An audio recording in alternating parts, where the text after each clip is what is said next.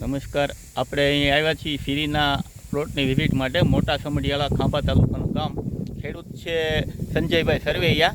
આપણે તેની મુલાકાત લઈને તેના મોઢે આપણે ફીરી વિશે શું વેરાયટીની ખાસિયત છે એના મોઢે આપણે સાંભળીએ. પહેલાં તો તમારો પરિચય દઈ ગયો. મારું નામ સંજય સરવૈયા છે. ગામ મારું મોટા સમઢિયાળા.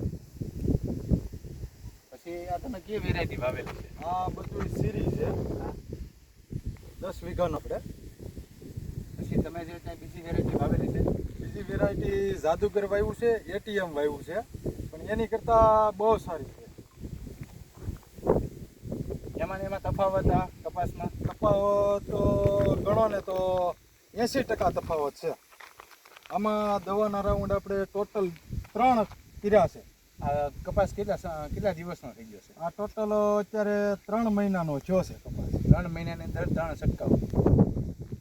બીજી વેરાયટી કરતાં દવા ઓછી જોઈએ એવું છે? દવા હાવ ઓછી, કોઈ પણ પ્રકારની બીજી દવા આપણે નાખેલી જ નથી.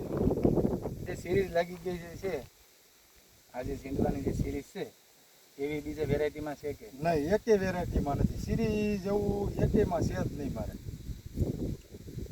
તો ખેડૂત મિત્રના મોઢેથી આપણે સાંભળ્યું કે ભાઈ વેરાયટી કેવી છે, સિરીઝ પણ લાગી ગયેલી છે, જેવું નામ એવું જ કામ છે.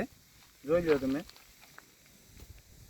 તો સંજયભાઈ, આપણે બીજા ખેડૂતને ભલામણમાં શું કહો છો કે બીજા ખેડૂતને વાવી શકાય કે ન વાવી શકાય? બધાને આપણે એક જ કહેવાનું છે કે સિરીઝ વાવો.